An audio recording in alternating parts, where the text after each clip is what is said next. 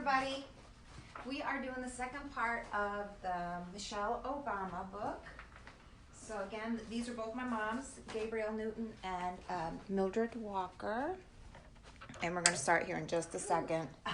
I want everybody to be beautiful, so this is what we have to do. I'm sorry, ladies. Oh my God. Oh Lord. A little too much? All right. I like the nice, pretty, bright light, though. All right. Is that better? Nobody's falling asleep. No, definitely not. Don't have to worry about that. Is that better? Without that other light? Everybody's good? Yeah, I'm not going to be able to look at it. All right. Picture looks good, though. All right. Okay. So, remember, we have one more. We'll meet again in 2 weeks, and then we'll do the last part of the Michelle Obama book. So, Becoming by Michelle Obama. And then we're going to start this book. This book is so awesome. It's Trevor Noah, Born a Crime. And this is a perfect book, like, for everybody in your family. Like, men can read it, women can read it, young teenagers, you know, anybody that can read a third grade book can read this book and be very happy with it. So we're so excited to start that book. So we're going to set a timer because we went too far last time. We went a whole hour and that wasn't right. We're sorry we took up your time. But we're always going to set a timer from now on, and these little reviews won't be more than 30 minutes. We may not cover it all, but that's the point. You got to read the book too. So we're going to start. So first, is there anything you wanted to recap on the first part? Anybody? I had like two things that I think we didn't really talk about that were kind of important. So I was going to talk about Dandy, that other grandpa that was like really grumpy. And Michelle used to always try to like make him stop being grumpy to people. Oh, yeah. Remember? Yeah. Okay. And then that is a really important part of the book, though, because part of what Michelle tries to do is like tell people like some history and like why things are the way they are and why there is inequities. And the story behind him is that he was a very intelligent man, probably could have been a college professor, very bright, and life just didn't deal him the right cards because number one, his color. Yes, he was a black man. He couldn't get a union card. Didn't he end up doing home construction business? Mm-hmm. I think that's what he ended up doing in life, but he could have been anything. He was a brilliant man, and I think doors shutting on him all the time turned it into somebody else, and then he only took that out on the people that he loved because it kind of ate away at him. Yeah, and he kind of gave up too. Yeah, because it just he had so much to give potential, the world, and then like the world shut down like his self-worth. Not only could he not do the things that he totally would have qualified to do, he couldn't provide for his own family the way he wanted to provide for them, which is the number one thing, which kept him from sending other people in his family where they maybe wanted to go in life. Mm-hmm. So, and I think, that's probably why Michelle's mom and dad were such an A-team, because they just understood things, and they weren't going to let these things happen to their kids. Right. So so Dandy, I think, is an important part of that first little section. And then, what did I write down? Dead clay find the best. Okay, so remember when Craig's father, when he came home and he'd be like, oh, I beat this guy in basketball and blah, blah, blah. But Craig's dad never said, well, okay, that's cool. He always said, okay, now keep finding the best players. Mm-hmm. If you want to be great, you're not going to be great in one environment. If you want to be great, you need to be great in every environment. And I challenge yourself, go to the next level. Yeah. And even in everything he did, and he didn't become a professional basketball person or anything like that, but his dad was already instilling in him. Being great is more than just being great in one spot. Right. Being great requires for you to be great in every area, with every group, in every little section of your town. And he used to take buses to go to different courts to play, and like that was yes. I think that just really says volumes for his father and him and their relationship, and how he pushed him a little bit to be great, He challenged him. Yeah. So I just wanted to touch that, and we'll do the same thing for this next review. Like whatever we don't talk about in 25 minutes, if we feel like it's something that we really want to just talk about real quick, we'll do that next time too. Because this will be quick, because this is like 200, this is the chunk of the book right here. Yeah, Becoming Us. Yeah, so is there anything that any of you guys want to go right to that you really enjoyed the most, or do you want me to just go over some highlighted things and then we'll talk about it? Well, I like the part where because she was so guarded with her feelings, when it came to men, that when she said, and it's in the first, Yes, the I first have thing, that highlighted. when she allowed herself to feel, because she kept her feelings under control. She let go from all these Yeah. restraints she put on herself. Then it said that the love just started flowing. Yes, Yeah. it rushed all over her, and I just feel like that's so And that's so Barack cool. made her more tolerant because she realized, they're different kind of people, different vibes, and everything together makes a whole. You don't have to be as disciplined and as whatever as she was. She was very structured. Yeah. and he was the opposite. So Yes. I think that's the reason why she was so guarded against him, with him because they were so different. Yes, so And she was pretty much protecting herself. and I have a couple things highlighted about that. So number one, what Mildred said, which is gets right to the point. And then on the next page, on 112, it says Barack intrigued me. He was not like anyone I dated before, mainly because he seemed so secure. And isn't that kind of what you're always looking for in a guy, like that security? And he just totally gave it to her immediately, like from the very first moment. She didn't have to search for that. So I thought that was cool too. It was like the unicorn. Yes. Unusual to the point of seeming almost unreal. Yes. Yes. Yeah. So I like that. That's. And he was openly affectionate. He didn't hide his feelings or, protect himself from getting hurt. So he was out there, and if he got hurt, it got hurt. So then on the bottom of 112, Mildred, do you want to read this? This is so important because this really lets you know, like, what, He turned to look at me. Is that Yeah. one? hey, Hey, what are you thinking about over there? I whispered. He turned to look at me. His smile a little sheepish. Oh, he said, I was just thinking about income inequality. Yeah. Inequality. and that's like so cool because not only was their life was so much more than just themselves. They were constantly, both of them, thinking about, like, what can we do more? Like, how can we make an impact on the world? Well, more so him. But he was turning her. He ended up, He was planting seeds in her. yeah. Is how I saw it. Yeah, I agree. Yeah. He was already letting her know, like, my plan is big. And then at some point in the book, she also says, like, I'm starting to feel like I'm going to be married to somebody that's never going to make any money.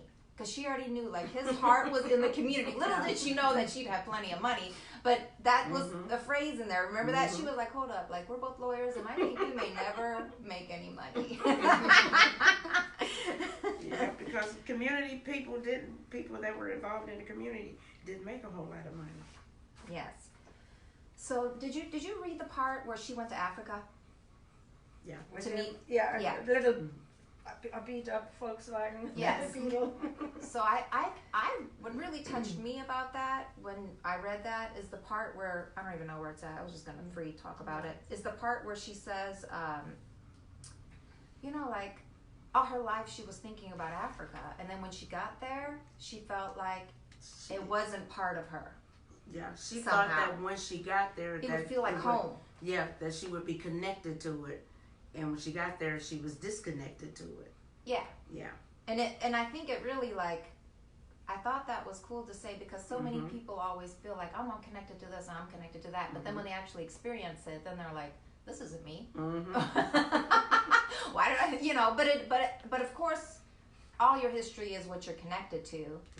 I'm not saying that. I just thought it was interesting because that is how you feel sometimes, though. Yeah. When you feel really strongly about something, then when you experience it, you're like, oh, well, this isn't the sensation that I thought I'd be feeling. Right. Always through, even at the end, she still feels she is the girl from the south side. Yes, Mhm. like Nothing her. can take that Yes. out of her. Her identity is where she grew up, her 5-block radius. Yes.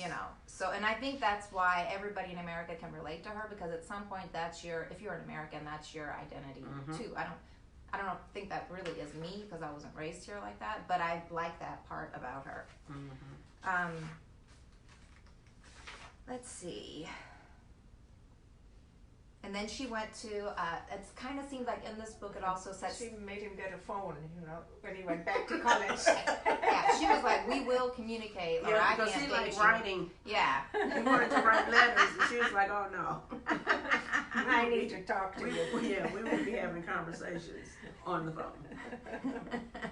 Yeah, so then they started their little romance, and then I think even before they got married, they made their first little trip to Honolulu, did they? Mm-hmm. And that became their like Christmas thing. Mm-hmm. Every Christmas they went there, even with the children, and then there was that episode when they went there, and he had that bill. Was it a gun bill or something? And he couldn't come back, and the baby had an ear infection, and they couldn't take her on the airplane. Right. And then the bill didn't pass, and people, and it's just, I think we all encounter that. He had a decision to make whether he was going to leave her there and go back, leave them there, and he fly back on his own so he could vote, or what. And he decided to stay there with his family and not fly back. Yeah. And then, so I think I like that part of the book that it touches on that, because when you're a working person, you're always at conflict, like with your family duties and your work duties, if you're a 5 a day, 5 times a week type of employee. So I just like, oh, that's so cool that they could put that in the book to let people know, like, we understand that struggle, like we've experienced that too, because sometimes these figures, especially in this country, they always make you make those choices and try to make you feel bad about it. When I was working for Boehringer Ingelheim in Germany, my doctors, they said, one time they found out, I think it was you or someone of you were sick or so, and they found out later that I didn't leave right away. They said, your family is priority. I've never heard nobody say that here in America, but and that's why I say, like, in America, people make you feel like later, that. but here it's always, that. Yeah, you got to make arrangements. Yeah, I'm like, can I just make a phone call if I can't leave? Can I get somebody to get my kid?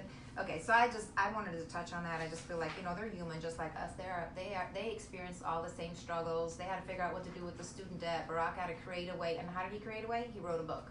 Did you? And she was like, he's the only one. When he wanted to make some money, he wrote a book. Yeah. She was like, I don't know about this, but he's the only man I know that's like, we're going to get some money. I'm just going to go sit down somewhere on an island and read a book. Write a book. But he did, and it worked. Yeah, and it did work. And we're going to read that book too with you guys. So I wanted to also talk a little bit, because I feel like everybody has this, well, not everybody, but some people have this in their life too. Like Michelle, her idea of a relationship was marriage. Barack's idea of a relationship was maybe not a marriage, like a trust type thing. So I think that's so cool, because he played with her till the very end about this marriage thing. Do you remember that part? So I love that, because he'd be like, well, who are we doing this for? Why are we doing this? Like, because he wasn't, to satisfy society. Yeah, but he did do it not for society. He did it for Michelle, because he loved her. He knew that was part of what she needed, and he didn't have a problem doing it. He was just gonna wait to do it, I think, till, what did he do it the day he graduated? Yep. They didn't wait for no exams to come back or anything. They were just like, oh, I took my test. We're going out to dinner. He already knew the whole time. Like, I'm just waiting to complete these things, and then I'm going to give this lady what she deserves. Yeah. So but he messed with her till the end, and then when the dessert, he picked a fight with her so he could fight about it one more time with her.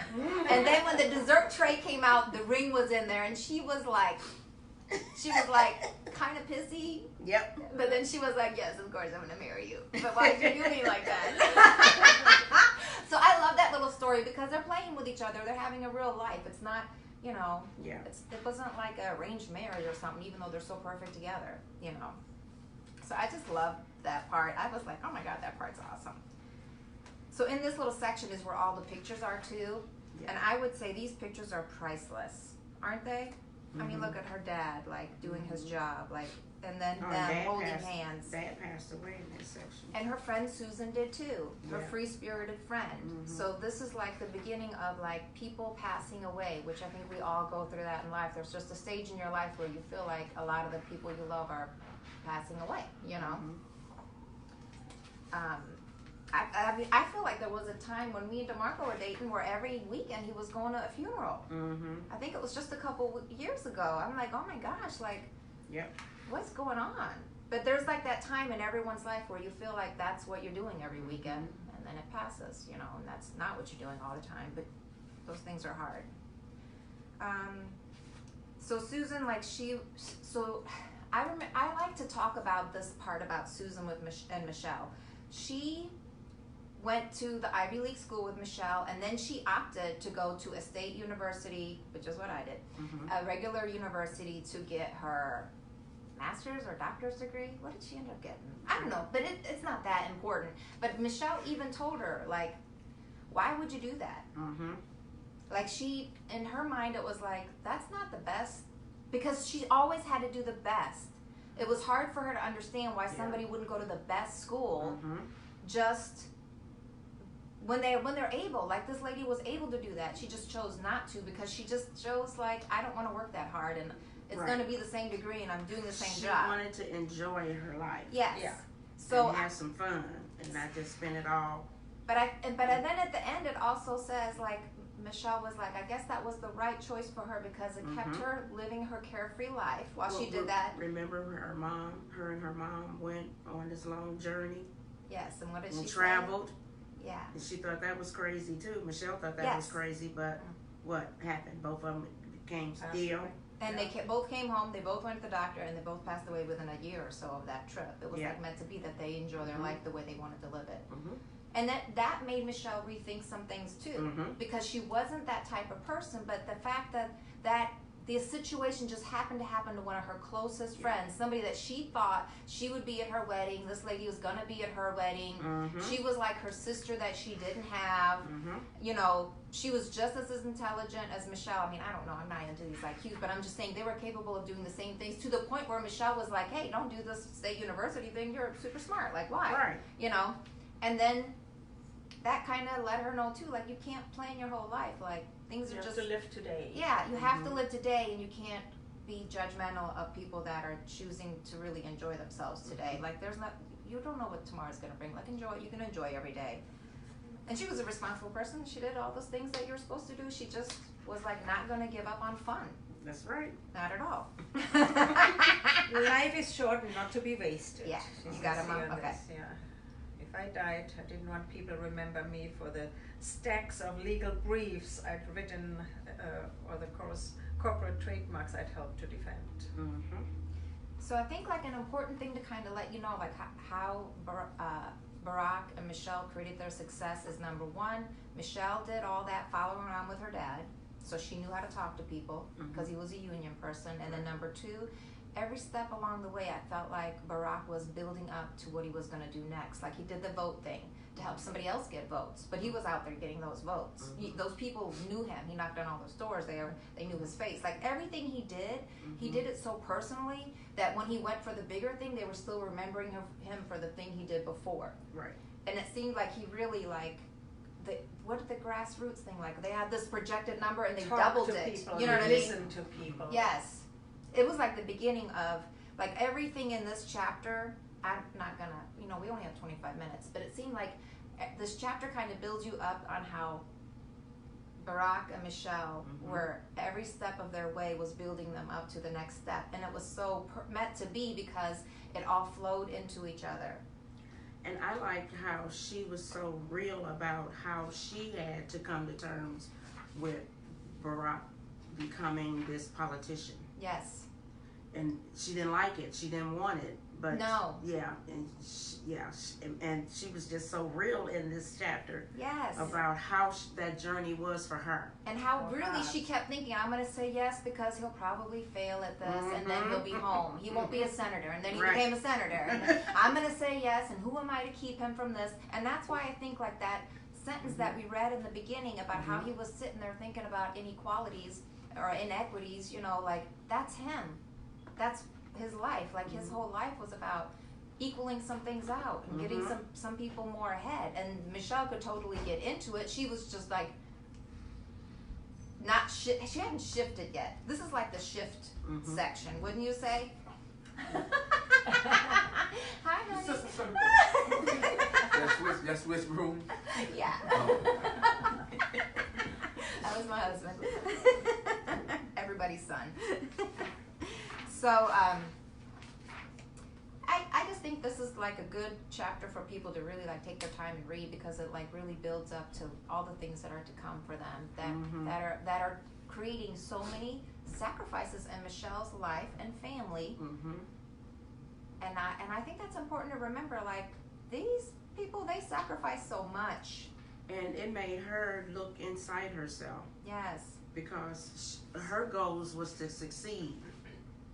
Her goal to success was different than his. Yes, and even the counseling, Yeah. I think that's so Oh, cool yeah. that she opened up and talked about that. Like they didn't never give up on each other, but they were constantly trying to improve their relationship to a point where they could both be happy. And it was a lesson for her because one of those lessons was she had to create self-happiness for herself in order for her relationship to work. If the happiness had to be independent Of him. yeah, so that they could be happy together. Yeah, and I feel like a lot of young people get into these relationships and all they want is for their person that they love to make them happy, to entertain them, to occupy them. And that is like the worst thing you can do because That's you will too not much survive. responsibility for one person. Yes, it is. And happiness is such a responsibility and, you know, yeah. So I also think it is so cool that when she went to one of those, one of her final job interviews, she just like packed up the kids and said, I'm just taking these kids with me to this interview. They need to see what I'm coming with, that these kids are my responsibilities, that I'm not putting anything above them, and that I be asking for things that are good for my family. And yes, I'm qualified to do this job. My resume speaks for itself, but if we're going to do this face to face, here are my conditions. That's pretty much how her interview was. Yep. Didn't you? I was like, that is awesome because not many people will do that when they know they're a shoe-in for the job and just come real. Right. You know, because people still a lot of times won't do that. You know, she had a higher up job, so it was easier for her to do. Cannot do No, that, you but know. I still think it If was you're cool. applying for a job at McDonald's, you cannot do No, that. You know. no. But if you have a certain degree and you Yes. know, self-assurance or so, yeah. you And it can- wasn't her first job. I think that was the job where she was going to do Well, community. and they were seeking her out. Yes. She wasn't seeking them Yes. out. So, you know, the shoe was on her She foot. felt like she had that You power. need me Yeah. to do this job. And can but I do it. think because That's at that who I point am. in her life You take already, it or leave it. she already knew, like, I'm running this whole house here because my husband's really busy trying to build this empire outside the house. So, like, I have to make sure of my jobs include this house. Like, I will not put compromises on this house because I'm already putting so many compromises in the house already. You know, not that anything was compromised, but she was like, I'm not doing it. Yeah, like, I really, like, I thought that was kind of cool because I had never heard nobody taking a car seat into an interview. And they were a little bit. Other one on her knee. I got a nurse in a minute, so can we wrap it up in 10? That was funny. So, you know, read this part. Like, that's not, what I just said is not a quote from the book. I'm obviously just having fun with the book. But read that. That is so cool. That's something I think everybody wishes they could do when they go on a job interview, because that's why we get a job, to support for our family. And then on top of it, after we get done with the educating part, then we're compromising hours and family structure for the job, you know? Yeah, motherhood became my motivator. Yeah. Yes. It dictated my But it was good. movements. It was good to know what she had to go through to get pregnant. Yes. Because many people have that situation where they can't, and it was part of what, just like how marriage was part of what she wanted, having children was part of what she wanted. And then she, even in that chapter, I think it says it's not fair, she was still like kind of on this thing where it's not fair that I have to sit here and do this for us to become pregnant. Do you know what I'm saying? Yeah. Like, I have to do this to myself, but we are getting pregnant, and you're just out there campaigning and doing whatever it is you want to do, and I'm here like giving myself these injections and having to be on this certain type of schedule, you know. And I think that's how probably a lot of women feel when they go through that, because it's not an easy process, and it's emotionally draining, physically draining. You're doing stuff that you don't want to do. Nobody wants to stick themselves with a needle, you know. Usually society says it's the woman's fault, you know, things don't work out. Yeah, but I like how she let you feel that, like, and how you have that feeling when you're going through that, like, you know, I want to do this no matter what, I'll do it, but why is it all on me? Because the baby comes out of you, obviously, but I like that she expressed it. Yeah. So I thought that was really cool too. And then, so I want to kind of, because we're not going to keep you guys forever, like, really, you need to read this book. That's what I'm going to really say. Remember the part where he was, who's the oldest kid? Malia? Malia. Okay, Yeah. so he went up to Malia. They were in the bed, and he was like, "Baby, you think I should be president? Is that okay with you?" Alexa, you can turn off the alarm. But they included their kids. Alexa, you can turn off the alarm. So we only have 5 more minutes and we're going to wrap it up. I like how they included their kids with their decisions, even though at the end they reflected on that and we were like, how crazy were we to ask these kids if we can do this, because none of us even knew what it would all involve. Right. And of course it was going to take away from them too, so it was right to ask them, but we didn't ask them the right questions. It probably should have been more like, how do you feel about just seeing me at dinner? You know what I mean? Right. And then remember when he was sitting with, I think this is really important too, because I feel like the mom, again, Michelle Obama's mom, is the one that really connects with Barack, like during that election time when they're sitting on the couch and then she's holding his hand and they're like starting to realize like, oh my gosh, like this is real, like, and it really is starting to look like it's going to happen for us, and how close they were, you know, like how they had this underlying understanding of the heaviness of it. Did you feel like, because she's such a realist, her mom, but she's not a word person, I felt like her holding his hand was kind of like saying, oh, I'm so sorry, you got all this responsibility now, like good luck with that, like I don't know if you know what you got to say. Like, I felt like that's kind of what that hand. She didn't want to come to Washington either. Yeah, but was she very did. hesitant. She did, and she still lived her little private life. But I thought like that part where she's like holding his hand, because we don't know what she's thinking. No. But I have to think, because she's such a wise woman, she was probably like, oh wow, we're like really Now it getting becomes into real. this. Yeah, like we're like really getting into this. And then we're just gonna wrap it up with this thing. Then I like the part where the daughter is like, they're gonna go to the park. Was it Millennium Park where he did this? I don't know. One of those, was it Hyatt Park?